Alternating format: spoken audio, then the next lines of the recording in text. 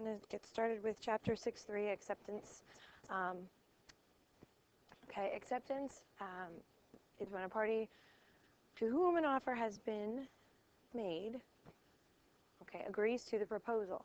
They cannot change it. So the first thing is the offer must come from the person to whom the offer was made. That's where the acceptance must come. It must match the terms, and it must be communicated. Okay, so if I accept your proposal, if you offer, Nina, you offer to sell me your car, and you text me the offer, but I never received the text message on my phone, okay, then I cannot, I'm sorry, I'm stepping back too far. If you offer to sell me your car, and I accept your offer via text, I text you and say, yes, I'll buy your car, and you don't receive my text message, okay, then there's no acceptance there. Even though I want to and I intend to accept it, you didn't receive it. So the offer must be communicated. So you'd want to always follow up, especially with our new technology. You want to make sure that the communication is made, that the contact has been made, and you want to follow up on any acceptance or offer. Okay. An example: Tom was a well-skilled artist. An art company liked his work. They wanted to buy it. The company offers $1,000. He really likes the offer. He accepts the offer. He accepts it either in writing, or he goes in and he shakes their hand. Originally, way back when, all the way back in time, okay, acceptance was made how? What was our only form of communication? Handshakes and personal one-on-one contact. Okay, then we upgraded to being able to mail, and then we upgraded to telephone and telegram and some new kinds, and then we got into the internet, and then things got really crazy. You know, fax. There was a time when fax machine was the new form of technology. It was more cutting edge than than a letter. But now faxes are almost obsolete because everyone has email. We just scan it in and we email things. We text offers and acceptances. So we want to, though, always make sure that it is communicated. Okay? Only the offeree may accept the offer. Okay, so the offer cannot, the acceptance cannot come from a different person. If I'm talking to Nina and we're discussing an offer, Nick can't say, oh wait, I'll actually buy your car at school. I'll do it. Okay, because Nick is not the intended recipient of the offer. Okay, if I do engage in a contract with Nick at some point, that's a separate contract. It's not an extension of that original contract. Okay, it is, I have a contract negotiation with Nina, and then I would have a new negotiation with Nick. Okay, and a reward offer may be made to the general public, for example, like this dog reward or something like that. So, I'm sorry?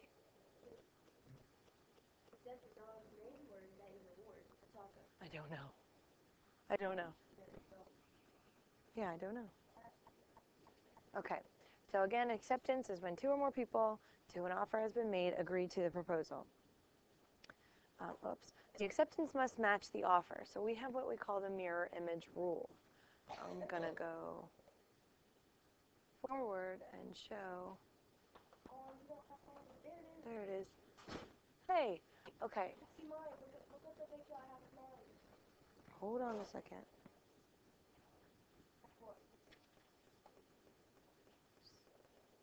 Should he do mine?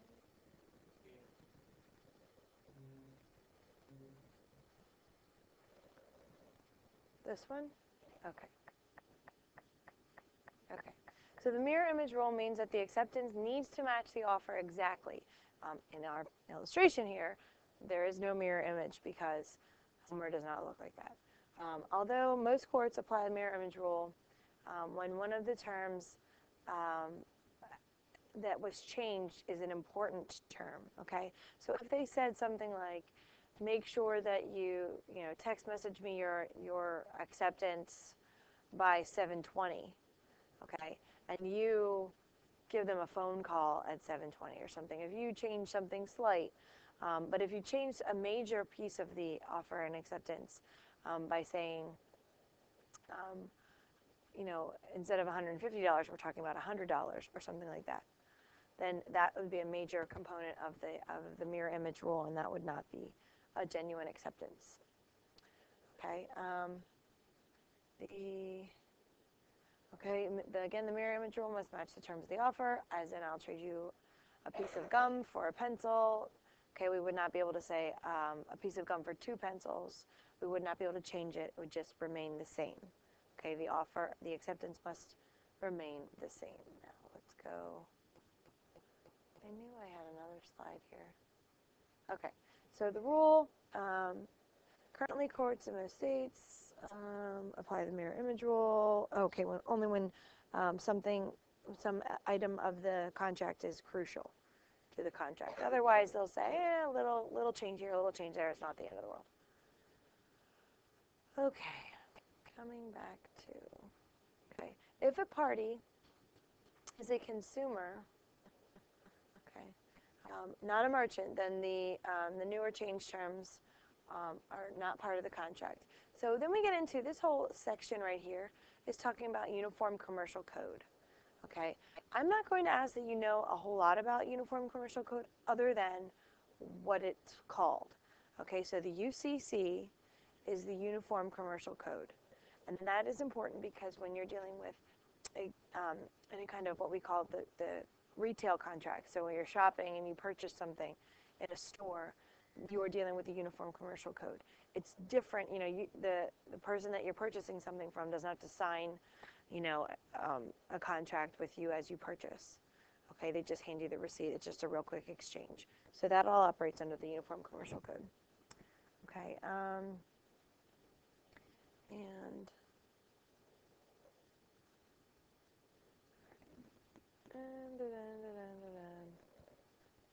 okay, oops, I went backwards. All right, so only the offeree may accept. The acceptance must match the offer stated, which is a mirror image rule. Okay, silence as acceptance. You cannot assume that because someone has not responded to you, that they have then therefore accepted your offer.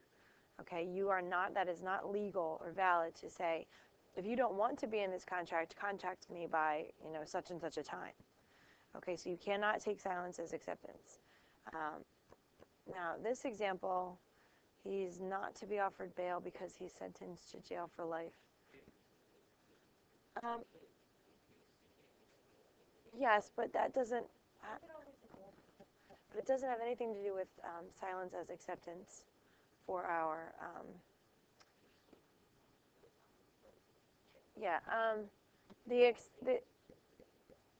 The acceptance is that I guess I don't know. That doesn't really apply here with the picture, but okay. So. All right, bilateral contracts. There's 2 kinds we talk about, bilateral and unilateral. Bilateral means there's 2 sides. Okay, so the offeree must communicate the requested promise to the offer, and the promise can be implied.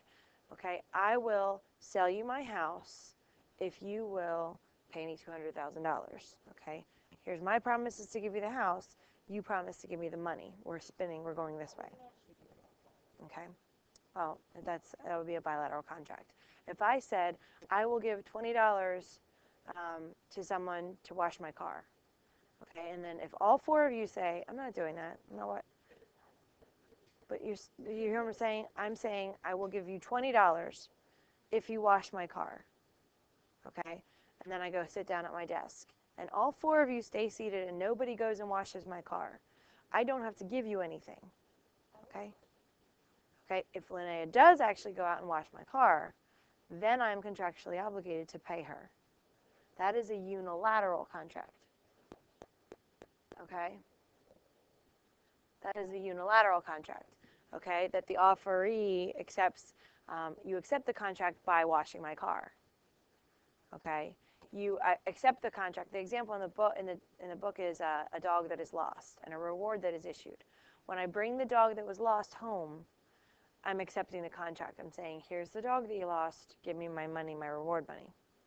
Okay? And a unilateral contract is one way. A bilateral contract is a promise for another promise. Okay, so when you're purchasing something, I'll buy your horse if you give me, $5,000 or something. Yes, okay. But a unilateral would be, if you will clean my stable, I'd give you, yeah, if you clean my stable, I'll give you, $50. Or if you want my truck, come and get it, and then I'll pay you $200 or something. Okay, it could be an exchange in that sense, but it must be one-sided. Like if you don't opt to get the truck, then it just dies. Okay. Okay. Modes of contractual communication. We have offer, acceptance, rejection, revocation, and counter offers. If you are not keeping with the mirror image rule, your offer becomes a counter offer. If it is changed in any way, okay, if it is the two versions of the Homer here, it is a counter offer. Okay, it does not die, but it is a counter offer. So therefore, the offeree becomes the offeror and vice versa. Okay.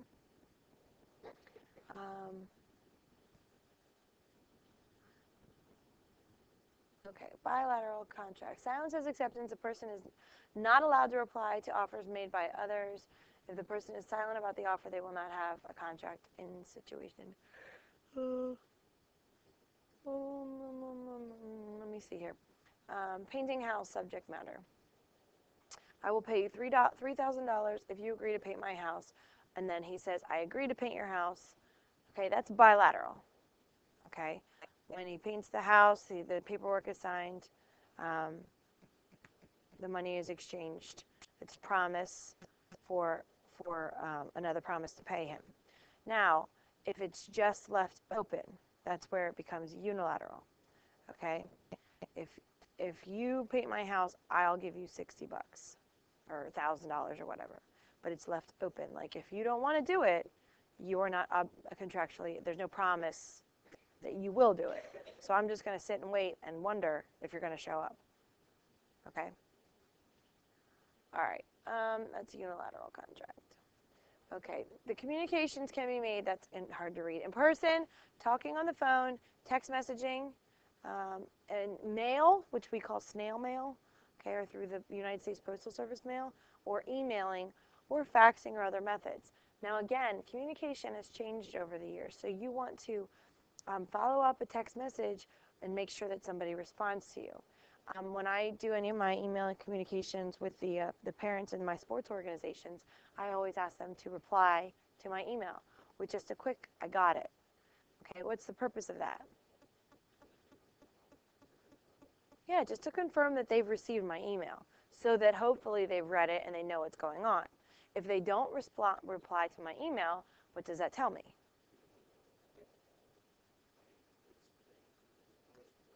Yeah, they probably haven't read my email. Or they obviously didn't read it well enough to know that I asked them to reply back. Okay, so it's asking them puts the responsibility on the person to reply to me and give me information. Okay. Okay, so acceptances are effective depending on how it's communicated. It might be written in that the acceptance must be accepted in writing by a certain time or a certain date. It might be, just text me by whatever, a certain time during the day. Or it might be left just open. Okay, if an acceptance is left open, it still must be communicated, which is why I said make sure if you are saying, oh, I'm really excited to buy this bike from this kid. He said all I have to do is text him and tell him yes or no. When you text him yes, you should not be relieved in thinking that you are officially confirmed. You should say, yes, I want to buy your bike. Can you text me back and let me know if that works? Okay? Do something so that you have some kind of paper trail of communication. Otherwise, it's open-ended. And he could later say, no, I didn't get your acceptance, so I sold it to somebody else. Okay? All right, so oral acceptances are effective at the moment the words are spoken. Mail acceptances take effect when they are posted. So when you put the envelope in the mailbox, it becomes an acceptance. Okay, that's tricky because what if the other person doesn't receive it and doesn't know that it's been accepted? That's a tough one. Okay, and that becomes a legal issue, and that has happened. Okay, telegrams take effect when they're handed to the clerk at the office. Okay, in some of the big cities we have what are called messengers, and so the messenger, you know what a messenger bag is? It's a bag that you wear across your.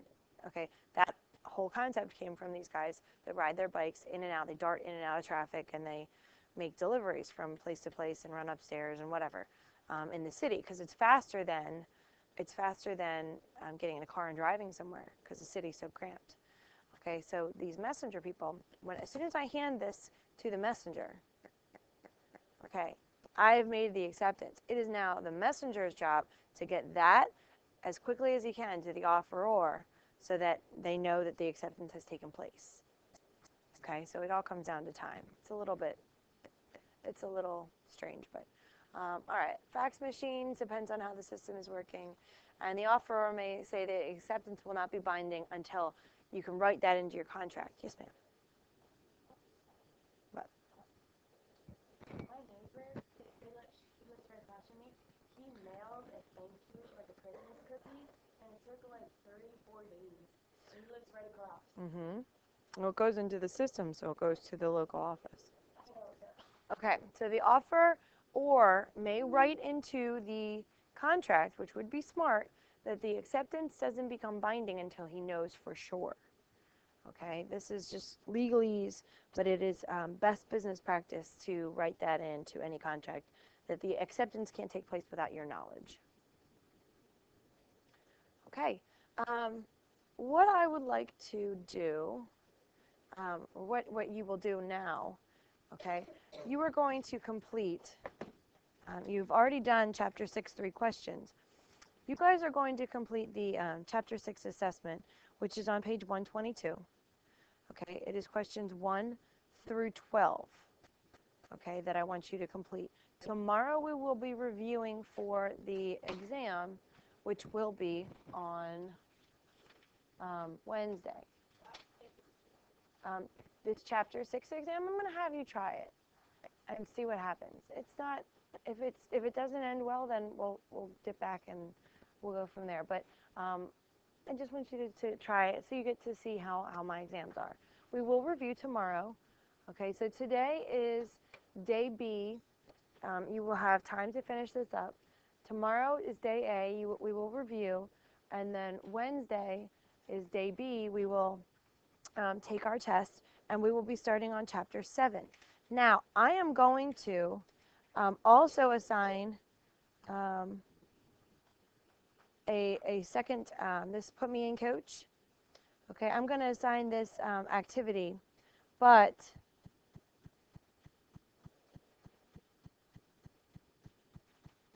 I just want to see if you look on page 125, okay, think of this as your Collins writing opportunity.